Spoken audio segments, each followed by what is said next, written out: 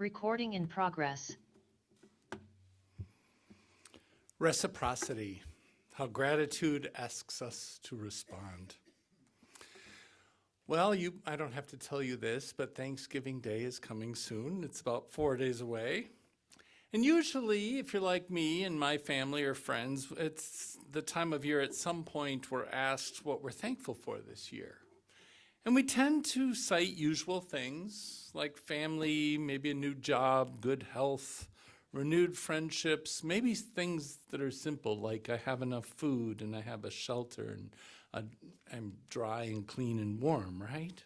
And it's really a nice, wonderful ritual. But this year, we're asked to nurture gratitude this month. And that means making it grow into something bigger, something healthier, something more present. I think of it like a blossom, a plant that's growing and you're watching it grow and you're very grateful for the greenery, especially after the snow in the springtime. And all of a sudden that one day it bursts into this flower. That's kind of the idea of nurturing gratitude this month. So in the Chalice Circle packet, this poem, Gibson's poem, was recommended. And it just blew me away, and I wanted to share it with you today as we do kind of a spiritual exercise together. I think Gibson breaks the paradigm of what we normally cite as the things we are grateful for at Thanksgiving dinner. I don't know about you, but I didn't know that it rained diamonds on Jupiter and never have been thankful for that before. Gibson opens it wide up. They're grateful for anything that produces a noticeable amount of goosebumps. Essentially, Gibson is grateful for the big things which move them emotionally, definitely exhibiting a spiritual exercise in nurturing gratitude. So I thought, okay, that's the spiritual exercise I'm going to try this month. And it's unintentional, but every month I seem to do my second message as sharing the spiritual exercise with the idea that hopefully something that I say catches on. You've already done the homework. You listened to the poem. So maybe goosebump is your thing. Me, I don't remember the last time I had a goosebump. I think it was probably when I was a little kid and I was scared of something. So I thought, what would the scale be for me? Because I'm clearly grateful for a lot of things in my life. And I didn't have to think too hard. It's a tearing up scale. You guys have heard me when there's an emotional moment in the service. I can hardly finish my sentence because I'm kind of tearing up. I'm a crier, I admit it. And when I tear up enough, I can almost go to the choking scale because I'm kind of choking on my tears. So then I thought, okay, that's clearly my metric. Now, what are the moments? Because often it tends to be in a movie or it tends to be in one of those series we're watching in the evening to try to wind down. And I'll be sitting there and Scott will be next to me and all of a sudden I'll hear this out of me and he looks to make sure I'm not having a heart attack. And then we go back and look at the television. So I'm like, okay, what's the theme there? What are these times? So it has to be sort of a magical moment. And I have to share this story because it's so timely. Many of you probably know that the second Wicked movie opened this weekend, which we saw Friday morning at 9:30 in the theater. We're the only two men in the theater. It was all little kids dressed in pink and green. But to get ready for that, the week before, on a matinee on a Friday, we went to the first Wicked because our memories aren't too good. We remember it being fabulous, lots of dance and song and color, but couldn't really remember the plot. So we went to see that, and if you haven't seen it, don't worry. I'm going to tell you the moment that really struck me. So in the Wicked book is supposed to be a prequel to The Wizard of Oz, and I'm sure most, if not everybody in the room, knows the story of The Wizard of Oz. And in this case, it's why was there a Wicked Witch of the West, and why was Glenda the Good Witch? And it explains that. And it turns out in the story that was written, they went to magical school together, which is sort of like a college. And they ended up being roommates, and unlikely roommates, because Glenda dresses all in pink and swishes her hair back and forth, and everything's like perfect in her life, and she's the most popular person on campus. And Elphaba was born with green skin, and so obviously gets noticed a lot, looks down upon a lot, and Elphaba tends to wear a lot of black. Very kind person to her sister, but you can tell just visually the two. That's where the green and the pink thing comes from in the theater. Well, in the plot, Galinda sets Elphaba up to be made fun of, gives her that witch's hat that she's, all witches now at Halloween are very known for, and tells her it looks stunning on her, and she should come to the dance that evening with all of her friends. Of course, they make fun of her, and Elphaba decides to pay them no mind and pretends like it was all a plan and creates this dance herself. And Galinda is watching this, and she caused it, right? And all of a sudden, she has this remorseful moment, and she goes up to Elphaba and participates in the dance with her that she just created. And then, of course, everybody in the room does the dance. And it's that moment I start bawling in the theater. And it's this kid's movie, right? So it's pretty embarrassing. But, it's those kind of moments when somebody just does something so absolutely kind, seems to be the theme. There's also, I've noticed, whenever there's something, a grief or an anguish due to a loss, either someone's died or a pet or their loss of their health or something, and the moment at which it gets resolved, not that the person comes back to life or anything like that, but the person has worked through the grief and then can continue to live on in a more normal sense, always tears me up. I thought about other things beyond movies and TV shows, a moving speaker. So I've been a member of the Appleton UU Fellowship for 30 years. And before I started seminary, I went quite regularly. I was very active. So for the first 15 years, I was quite often there. And every single time in the Sunday morning service, there'd be a moment I'd tear up. It could be the speaker. It could be just how the speaker used silence when they were speaking. It could be a piece of music, a piece of just the people I saw, the kids running around. And frankly, because of all of that reinforcement is why I'm in front of you today. It's why I thought maybe I'd go to seminary and just really participate in trying to create that for you. Like Gibson, I often tear up with these amazing encounters of athleticism, a performance, or just beauty for beauty's sake that takes your breath away. Then there's all kinds of music, literally all kinds of music. And there's this magical moment in some music that just is transcendent for me. And I've talked about that before to many of you, if not from up here.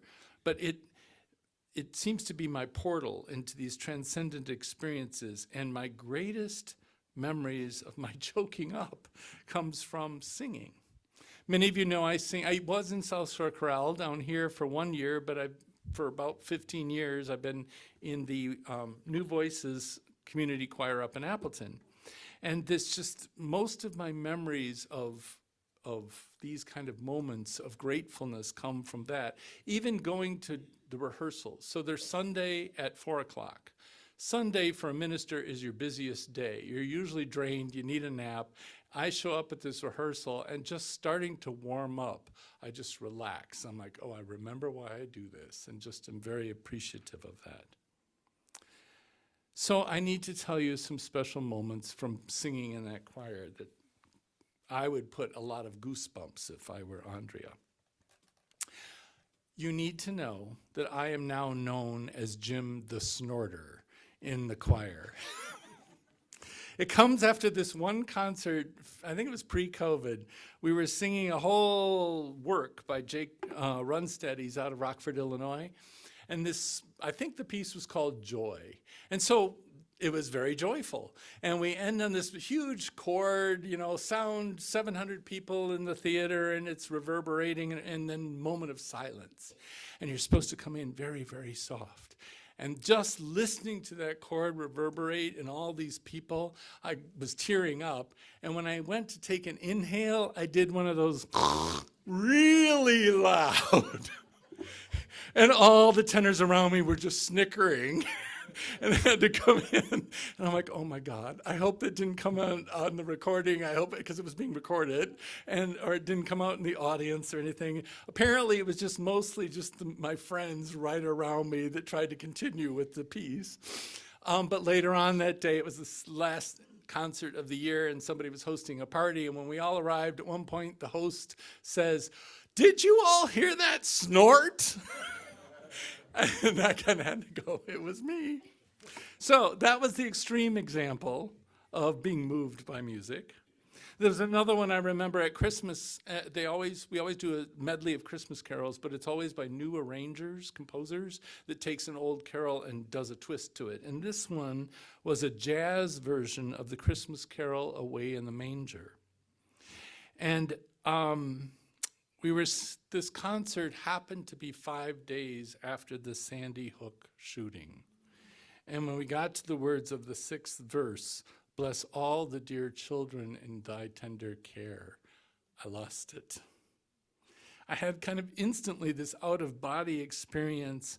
There's a reason for this. Someone had just done our ancestry and found out that I think 16 generations back in the 1600s, my great-great-great-whatever grandma's name was Christiana. My daughter is named Christiana because we were living in Germany and liked that name at the time. So there was this weird coincidence. So it made me think about that. So at that moment, I thought about this woman, Christiana, singing Christmas Eve in some little Lutheran church somewhere in the choir, because the women in my family have sung in choirs for generations. And I thought, oh my God, think of all those children in all those 400 years that this carol had been sung to. And then finally, the one that has had a huge impact on me, and I did a sermon on this a few years ago. There's a piece by Eric Whitacre. Eric Whitacre, about 15 years ago, was a rock star in the choral world because he was doing virtual choirs before the pandemic, before Zoom was a common thing, right? And he composed this piece called "When David Heard." And it comes from the Hebrew scripture that says, when King David, when David heard that Absalom had died, he went over the city gates and cried, "O Absalom, oh, if I could have died for thee." So he set this to music. It's all a cappella, and it has these chords where there's like 24 notes in a chord, and they clash on top of each other. That's the way to hear grief, really, is to have dissonance in these chords. And it goes on for 17 minutes. And by the final end, the chords resolve. And this piece, we had sung one piece by Eric Whitacre, and I went out on YouTube and was looking what else he had. It was out there, and I was hooked. And it also happened to be a period of about 2 years where my life wasn't going where I wanted it to go. There was a lot of sadness bordering on depression. I listened to this piece almost every day for 2 years, sometimes twice a day. And it would be in my cubicle at work. I'd plug in the headphones and I just listened to it. I swear to God, I go through the 5 stages of grief in 17 minutes. Because by the end of it, I'd calm down, I could go back to work and do whatever. So that's the kind of hold music has on me and why I think of it as my choke up meter or my tearing up meter. So those are all, if I were going to do the poem, that's the kind of stuff I would tell you about, and I'd try to figure out a way to say how many tears I wept or something like that. But there was another example in the Chalice Circle packet this month called the George Bailey moment. Basically, it's what if you woke up one day and something near and dear to you was not there anymore? And I wrote about this in my monthly letter to you all. What if, how grateful would I be for music if my parents didn't appreciate music? We didn't have a lot of money, but we played a lot of cool music. And so that, even as a child, it taught me to appreciate different kinds of music. And what if my mother and my aunt hadn't sung in the Lutheran church and got me to sing in a choir? I've been in a choir since I was 4 years old. So it became very much a part of my life. I can't even fathom what my life would be like if that were not there. And so therefore, that's probably one of the things I'm most grateful for. That's how I nurture gratitude this month. So if you recall, the title of this message had the word reciprocity in it, pay it forward. So I wanted to give you a little reading that I found. The source is Paper Peony Press. It's a liberal Christian devotional site, actually, and it's called How to Practice Gratitude and Pay It Forward. And I love this quote.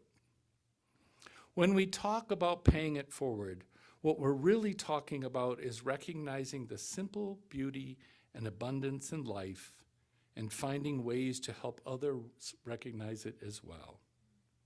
It's natural to feel thankful when someone goes out of their way to do something for you. But on the flip side, when you go out of your way to do something for someone else, you help kindle that fire in them. Your personal gratitude becomes the seed that allows positivity to flourish all around you. I want to repeat that.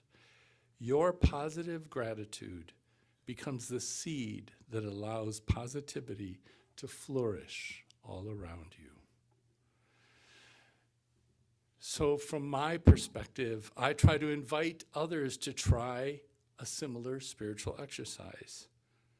I share it by paying it forward in some way. Me coming up here and talking to you all about it is part of my spiritual exercise. I also try to support music in every way I can and share it. I tell people I just did, tell you about all kinds of things. I know people will go home and try and go listen to them. I support music, give them small donations, whatever I can, talk about the experience, share the gratitude. So what I'm hoping is that you will make this Thanksgiving season a spiritual exercise of nurturing gratitude. You only have 4 days, but you can go till the end of the month. It's okay. Open your heart and mind wide, like Gibson did, and rediscover all that you're truly grateful for. Or think about everything in your daily life that you would miss the most if it never existed. Then pay it forward, some way, somehow. Be that person that keeps talking about it to anybody that'll listen. Support things that makes those things happen. Organizations, groups, spaces. One of the suggestions was maybe you're so grateful for nature and the nature preserve you walk through. Look for garbage, pick it up. You probably already do. I know you do that anyway. But, help out a little bit. Volunteer, whatever you can fit into your schedule.